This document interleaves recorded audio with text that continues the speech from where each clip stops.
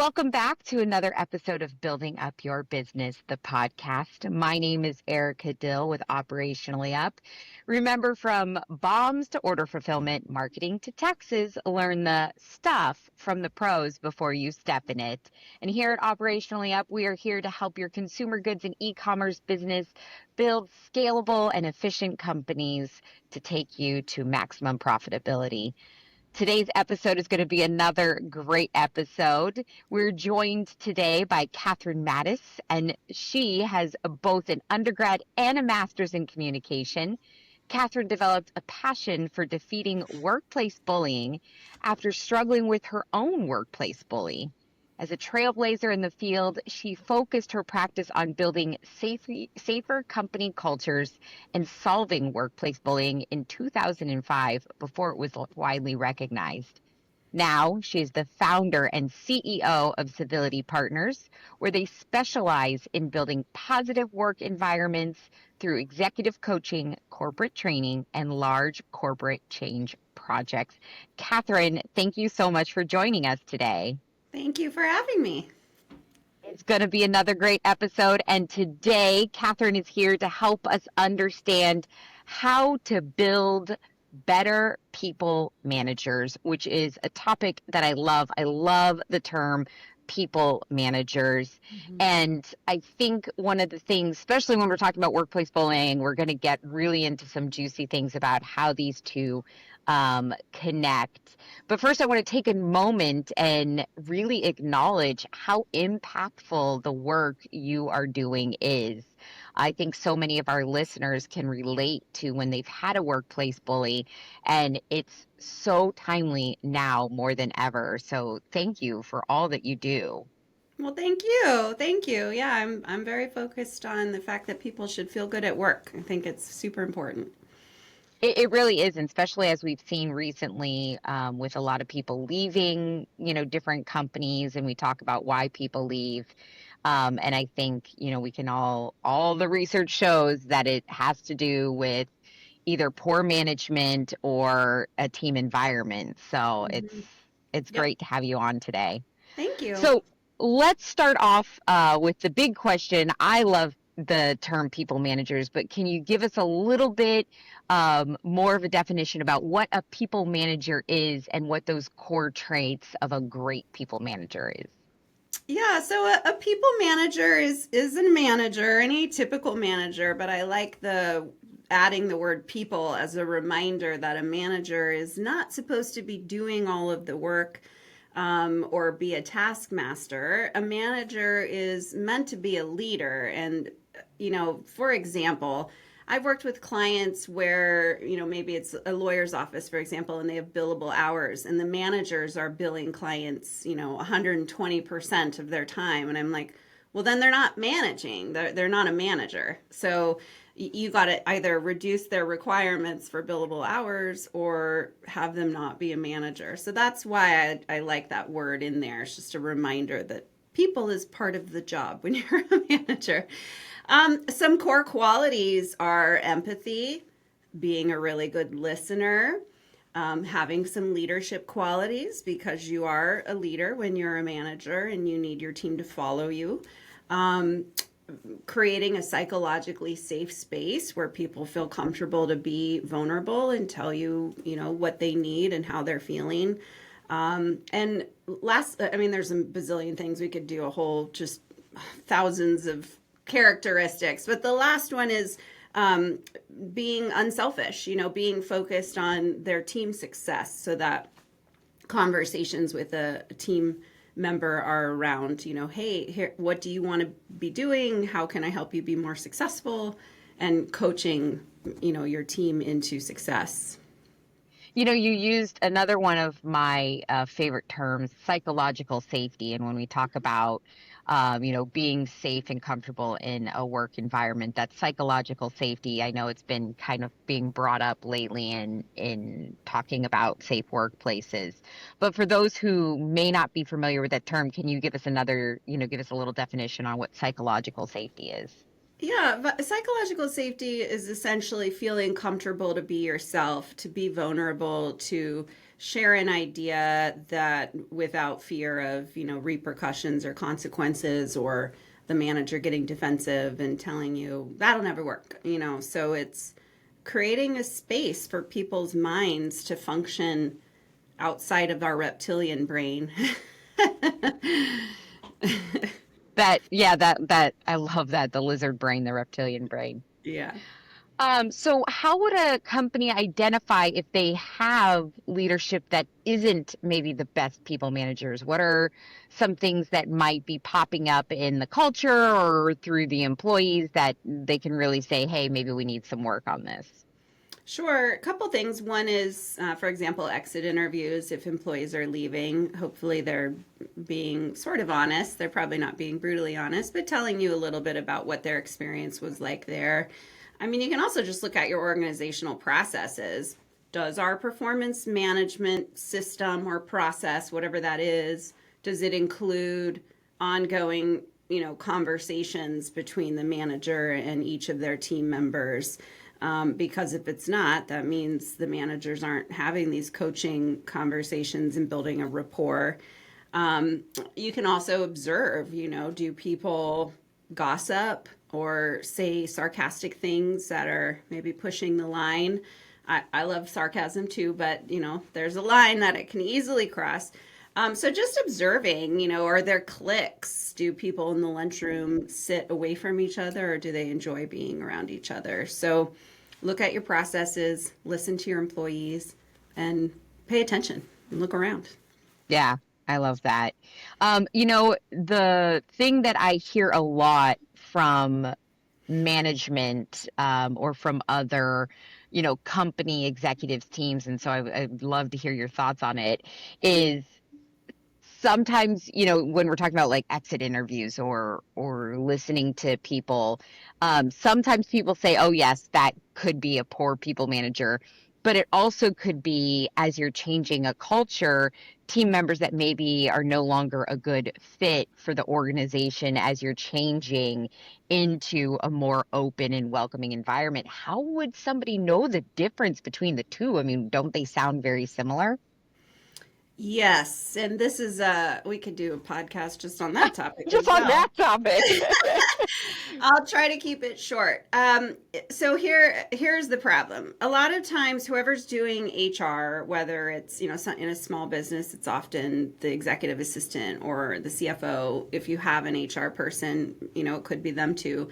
HR needs to be a partner with everybody, managers especially, so that if that partnership exists, then the HR professional or whoever's doing HR would know, how to distinct between, then as they're hearing, I hate my manager, they were horrible, and that's why I quit it. Why I'm quitting, that person could be thinking, well, I also am aware of all of the coaching conversations the manager and I have had about you specifically, and so they would be able to pick through that easier. And unfortunately, a lot of companies or a lot of HR professionals don't do that. They're not really partners. And, that would stop things like harassment as well because things build up over 3 or 5 years, whereas managers could be talking to HR pretty quickly. Hey, there's this situation. It's not unlawful. What do I do about it? And get some coaching. So that's my soapbox answer.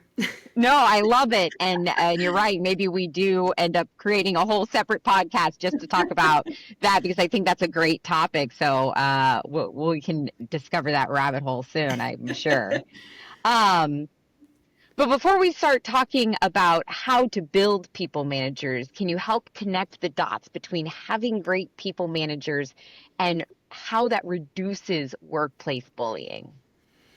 Yep. So bullying occurs in an environment where there's no accountability. So I love to ask, what's the number one reason people bully? And the answer is because they can. And we love to point to the bully and villainize them, but in reality, the organization's been supporting the bully, promoting the bully, rewarding them.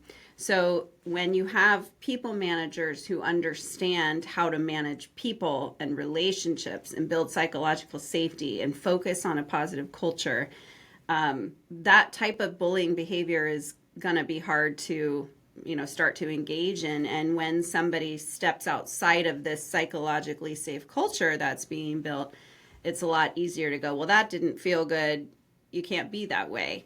But in a culture that's not focused on psychological safety or positive environment or respect, it's easier to kind of creep your way over time in from being a little bit rude or uncivil to bullying. Yeah. Well, and I think the other important distinguishing thing is you talk about, oh, they promoted the bully, they, gave the bully an award or a bonus or whatever. But simply the fact of not saying anything to the bully is encouraging Right. and promoting the bully. So just by ignoring it in and of itself is Right. creating the problem. Right. Yeah. Silence is very loud. And I think that has probably been one of the places that I've seen companies support the bully, which of course Mm-hmm. no company wants to say, oh, I supported the bully. But I think that's one of the places that I've seen companies support the bully the most is Mm-hmm. by ignoring it and not addressing it. They're like, well, I didn't promote him. I didn't, say that he was doing a good job. I didn't say they were doing a good job, but no, just the fact that you let it happen is part of the Yes. problem. Yep. 100%. And I think that that's, as we continue talking about these like people managers, I think that's where companies really need to start thinking down the road of why this is so important to Mm-hmm. have and Mm-hmm. how this can really change the entire culture of the company. It's true. So, I mean, I get called in, we're civility partners, so we have a lot of toxic environments. And, I just came back from a client last week, and this has been bubbling for 10 years. And, my gosh. call me 10 years ago, it would have been a lot easier to solve. This problem, budget willing, is going to be very expensive. And it's like, did you not notice or how, like, what?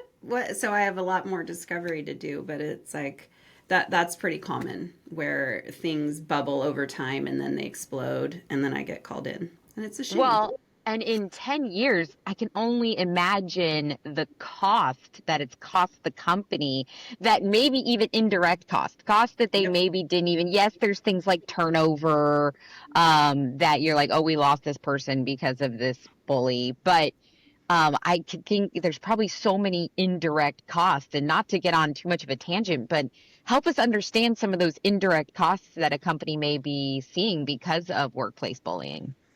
Yep. So tons of research that being bullied or even witnessing it, and to, the repercussions are to a lesser extent, but they still exist just by witnessing it. People develop anxiety, depression. So there's costs probably in workers' comp, health insurance costs. You got a bunch of people, having heart problems because they're so anxious and they have high blood pressure. So and it's so hard to quantify that. And in this particular case, this is the group that I'm working with is focused on safety, and I can only, what's been missed, who's been hurt because somebody was distracted or called in sick because they didn't want to be at work, what processes were messed up because people were missing, because they didn't want to be there, or they hid instead of going out to, so there's just an overwhelmingly long list of problems that this has probably created. And that's part of the problem, though, is that leaders have a hard time owning up to that cost, right? Because it's not on your profit and loss. It's not on you can't write it off on your taxes as a business cost. And so it's sometimes I'm in a position where I'm kind of like, here's my cost as a consultant, but this is a drop in the hat compared to the probably millions of dollars this is $1 billion company. So they've spent millions of dollars on this. And so sometimes it's like you hope leaders that would just say that we have to have a respectful work environment, period, because that's important. Unfortunately, that's not always the case, and I have to spend a lot of time kind of making a business case as to why it's important, related to dollars. Well, and I was just thinking about that, especially as, consultants, you always have to tie your numbers back to ROI because that's what your clients want to see is they want to see that they Right, get that return. right, And this is not always a tangible return. right. So I can only imagine, how that could be more challenging to sell, but really there's so much that's tied into it. I love that pointed out people calling in sick or productivity and on work projects and all of these things that if you really thought back to what that toxic environment caused, you know, it it's so challenging to think about what your company could look like if Mm-hmm. you had fixed some of these issues. And I think the other thing that's really hard for companies, from what I've seen, is when maybe the bullying or the challenges are coming from the leadership team. That Mm-hmm. can be, I'm sure you've seen a lot of that, and Mm-hmm. that could be a very hard pill to swallow. Indeed. And, sometimes people will ask, well, what if my CEO is the bully? My answer is, then quit. I got nothing for you unless they're open to your feedback. I have coached CEOs who their board of directors, required them to get coaching and make some change. So good on those board of directors. But yeah, and just kind of on that with the CEO, often I'm coaching, an executive VP or somebody who's pretty close to the CEO, in terms of hierarchy. And, CEOs are pretty afraid to call this behavior out. And so it's interesting how much conflict avoidance there is. And I'm like, thinking you're a CEO of a multi-billion or multi-million dollar company. And I'm sure you've had a whole lot of hard conversations over the course of your career, but you won't talk to this person about their behavior and be more respectful. It's kind of mind boggling.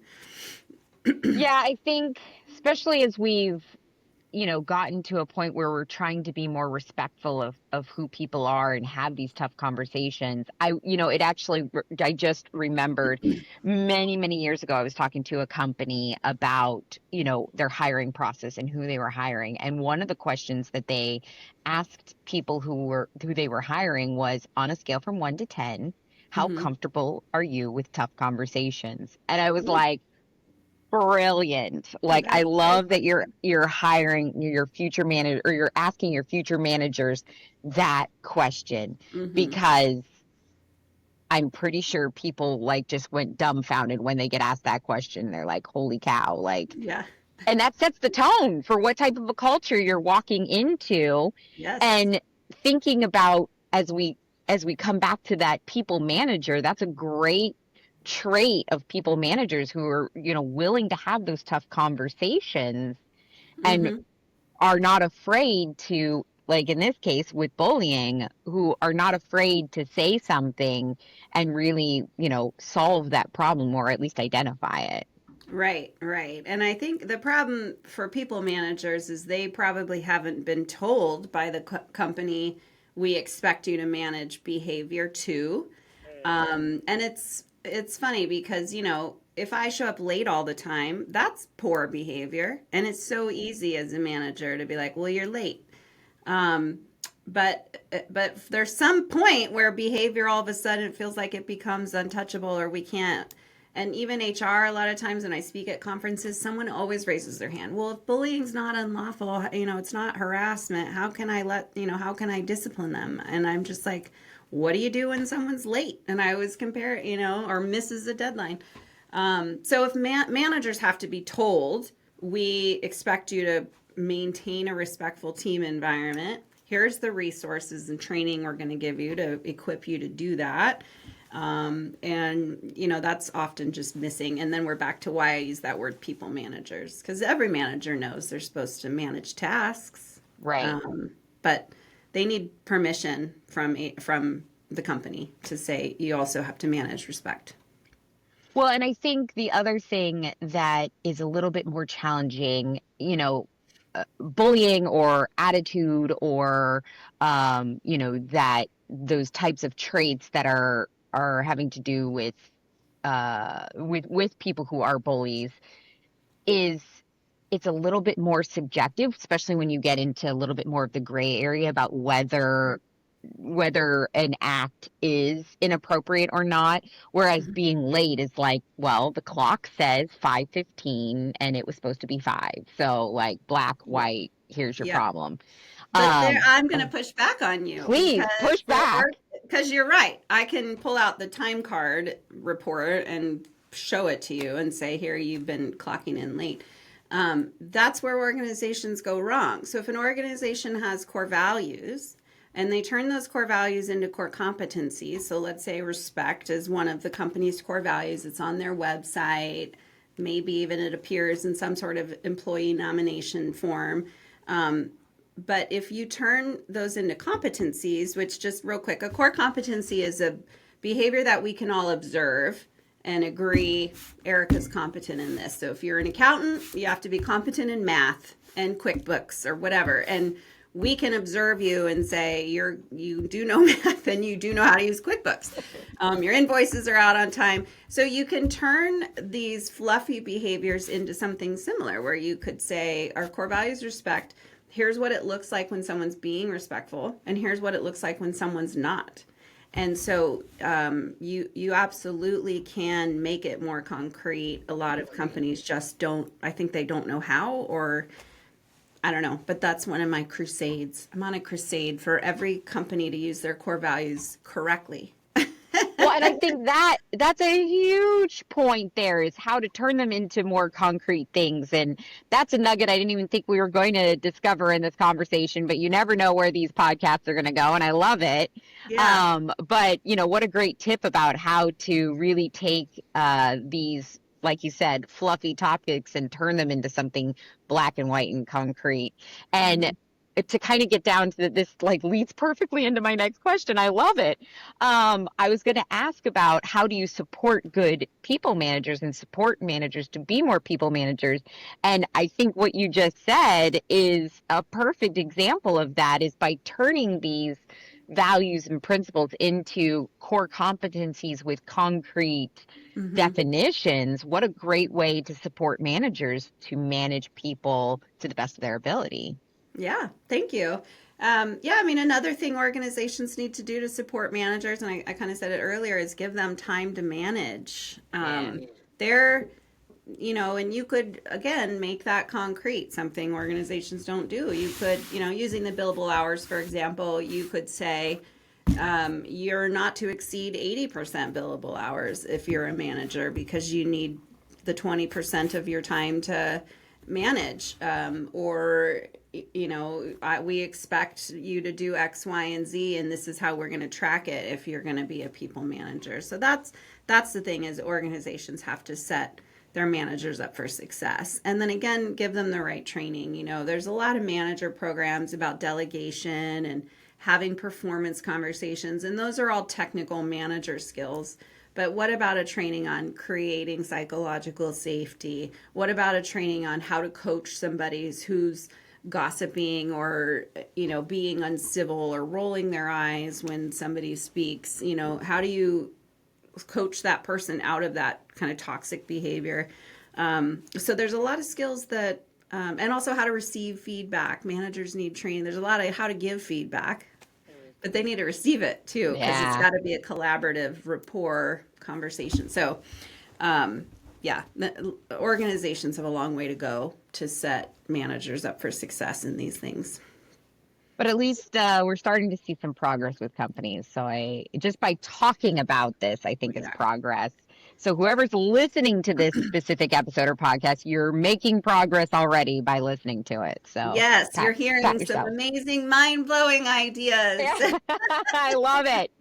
I'm really excited because one of the things that we haven't really done on this podcast is given handouts and tools for people to use with these topics. And you've provided this amazing handout that shares 19 questions for managers to ask in one-on-ones. Mhm. And I think that's great because I think one-on-ones, you talked about having time to manage people and being able to connect. Like, tell us a little bit more about how one-on-ones can help with developing great people managers and how to use this handout. Yeah. So this goes back to the, rate your willingness or ability to have crucial, tough conversations that a lot of managers aren't willing to have those because they've watched something evolve over time and then it's like, oh no, I really have to put a stop to this. But what if, as a manager, I'm building rapport and having even a 5-minute one on one with my team, and I'm asking questions like, how am I doing as a manager? What do you need from me? Because each of your team members needs probably to They're be different. managed differently. Yeah. Asking questions like, what are your goals? What do you want to be doing in 10 years? And what are the little things I can be doing now in this moment or in this year to help you get to that?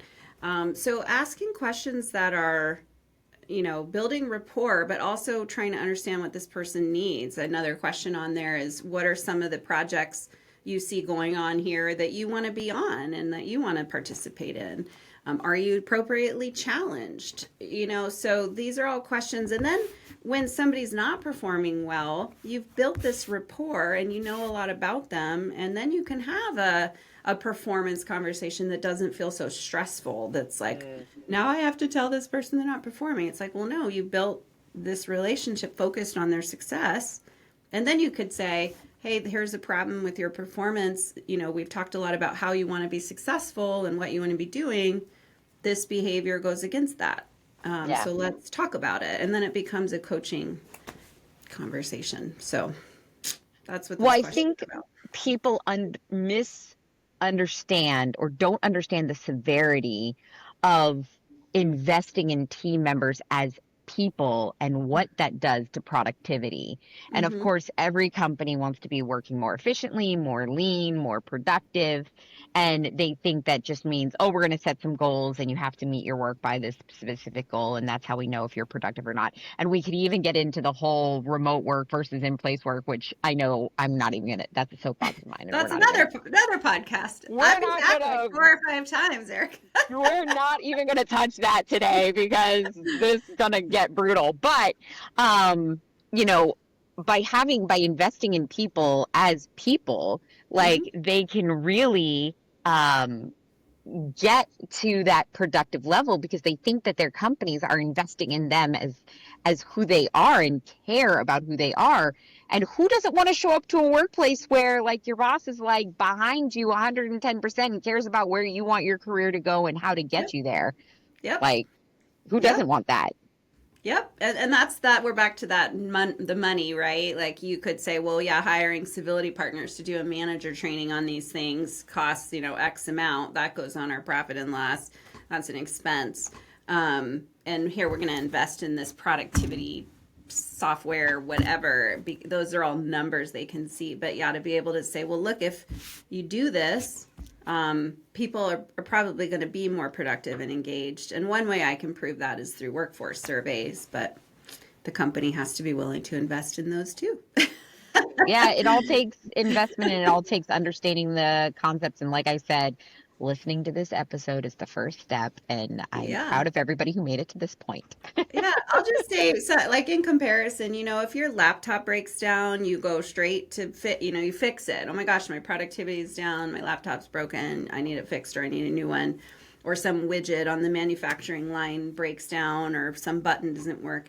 And it's like we see machines and it's so, I think it's that tangible thing that we talked about earlier that it's like, my laptop is clearly dead. I must get a new one versus my employee is dead. My employee is not working so hard. But if we just took the time to what's going on with you, employee who's dying, just like my like, you know, I'm not saying treat people like machines. We're already doing that, but Right. The consider the problem is we steps. are doing that. Yeah, but consider the steps you'd take if a machine is dying and you need it to be productive and provide your consumers. Like, I don't know why there's such a disconnect of like give your people that same, like nurturing. What's going on? How can we fix this? What do you need? The first step in if your computer is dying, the first step is diagnostic.